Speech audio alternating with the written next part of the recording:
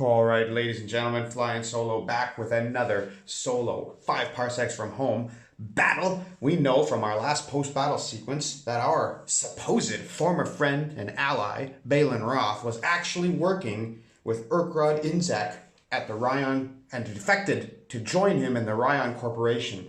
Now, Bongo Mongo has asked his father Bepo, who is the head of the Mongol cartel, just what is going on at the Rion Corporation, because before we go in for a takedown for this betrayal, we need to know what we're fighting for. So we are going to open this up, and we are going to make a roll on the motivations table.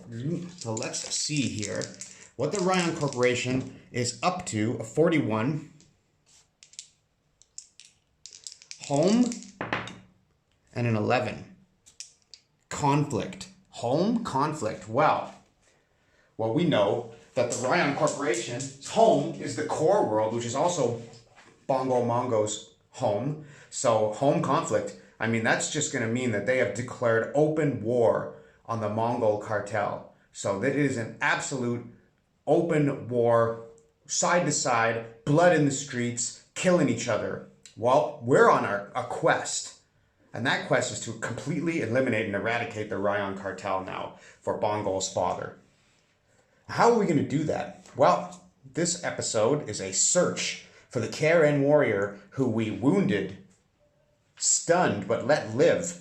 He was with the Rion Corporation in the last adventure, but he is not an evil character. He's just a mercenary, a raider, a mercenary for hire. He didn't help us. But he didn't hurt us either. We let him go. We went our separate ways. But now we know that we need to go and infiltrate the Rion Corporation, and he knows how to get in. So our search quest is searching for him in Raidertown. So we're going to be placing objective markers on each of these large huts, and we're going to look for the Karen warrior. We don't even know his name. And see, we're not leaving without him one way or another.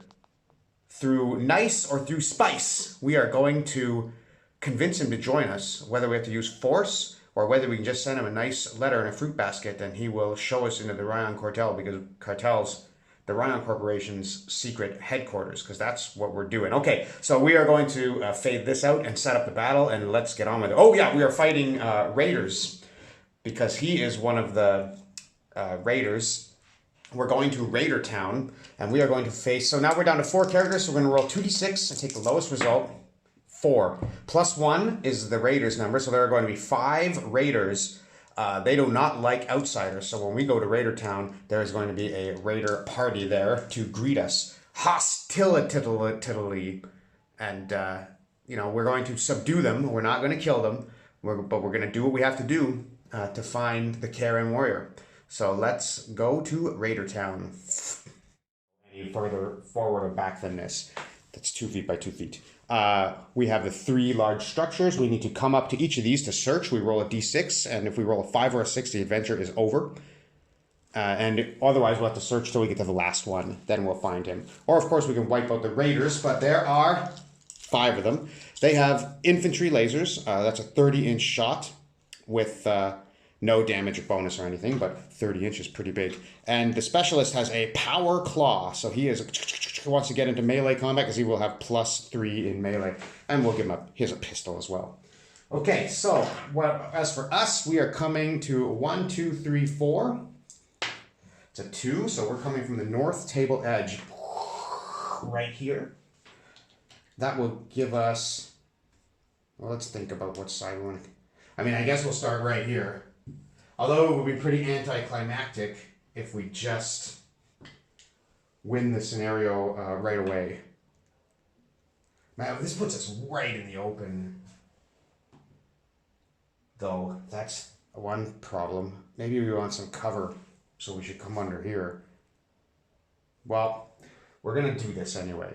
I mean, this team plays by its own rules. So we're going to put the Raiders down here.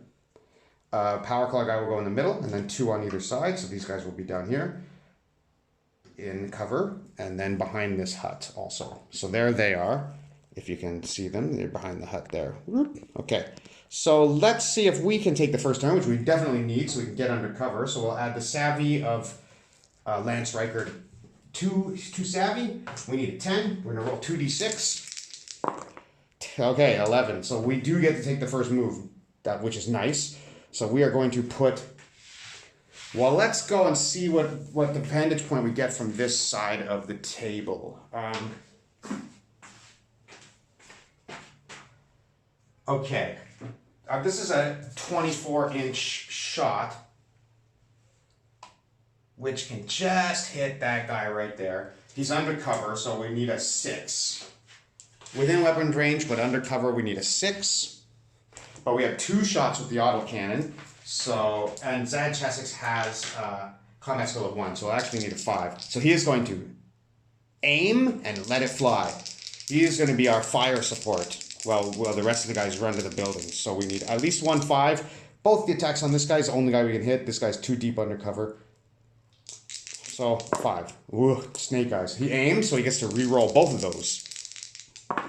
And that is a miss. So but he is putting out some supporting fire while we move. Bongo will run into the house. That is his full 6 inches. He's gonna have to spend an action. Well, can he do 4? Can he get in there with 4? 1, 2, 3, 4. He can get to the door. Then he'll be wide open. So perhaps we'll do 6 with Cairnvisk and put him in there. Now next turn he can search the house. He's searching for the warrior. We could win right away there. Now these two, we're going to check the house in the middle. So it's a 6-inch move right there and right there. Staying behind his big, furry, fuzzy friend. Now we're going to make our reaction rolls, and perhaps we can get some 1s. None of our characters have reaction higher than 1. So 1, and that means the big guy has to be the one to move. So he's going to dash again. 1, 2, 3, 4, 5, 6, right to the house. So next turn he can spend a combat action and check that house. Now these guys are aggressive, so they are coming up and shooting. Move and shoot. That's their MO. So we're going to move 4. He's behind cover here, which also is going to grant cover to Zad Chessex, and he's going to take an infantry shot. We're within weapons range because they're 30. They can fire all the way across the map. So he needs a 6. He did not get a 6.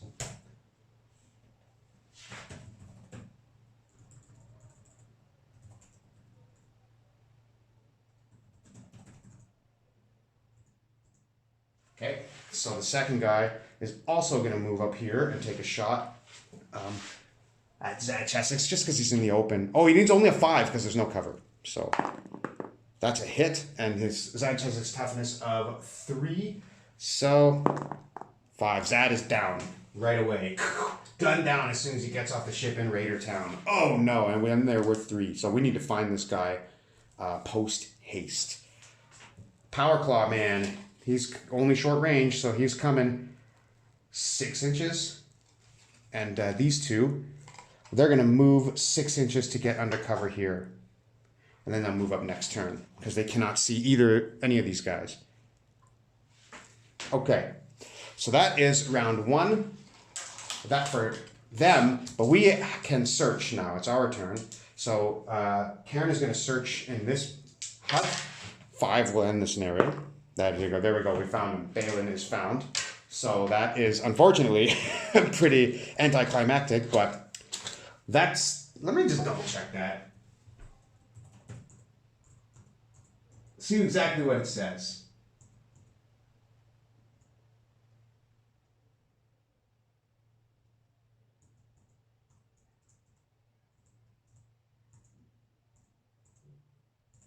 Okay. Put a token on each medium or large terrain feature character in contact with or inside the feature may search as a combat action, roll a d6 of 5 plus finds what you're looking for, and you win. Okay, well, that's it then. Okay, so we kind of yell at these guys. We find Balin. It's not over because we're going to make a little bit more story here. So we find the Karen warrior and we tell him to, and he recognizes us, of course, because we let him go. And we tell him, Karen tells him, we're not here to hurt you. Call your men down. So he tells his men, stand down. It's okay. They're with us. And Lance goes to check on Zad Chessex, as Bongo Mungo says, okay. He's keeping a careful eye on these guys. And then these guys come up here. So we are going to have a little conversation with Balin, with the Karen warrior. So let's get his name. We're just going to generate a name right here for him.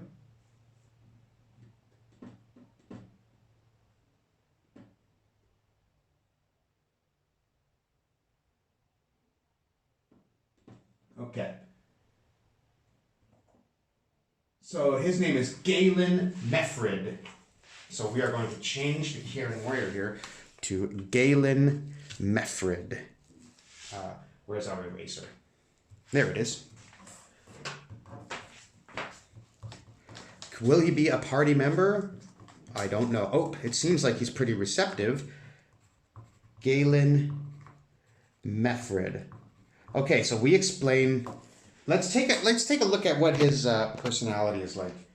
So we're gonna roll a couple on the personality chart here. So that is a 1. No, it's a 10. So he is arrogant and a 46. Arrogant and haunted. So he has been on these missions before. His family, his brother died. You know, he's lost somebody. Maybe from. Is he haunted from the Rion Corporation? Are they what haunted him? I'm going to say that's likely. 95. Okay, let's take a look here. From his time working with the Rion Corporation.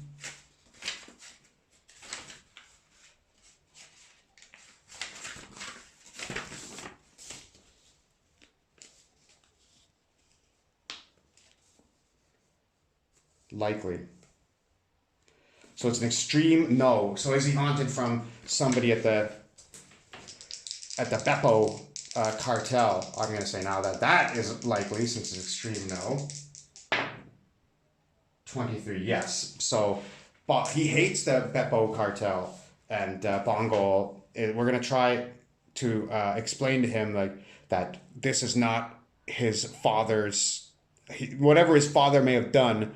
Now the city is in chaos because of this war. So Bongo wants to extend an apology to the Karen warrior and say that his only mission in this is peace. That's what Bongo tells the warrior. He doesn't want to hurt anybody in Raidertown. He doesn't want what just happened to Zad Chessex to happen to anybody else. He's interested in ending this war once and for all.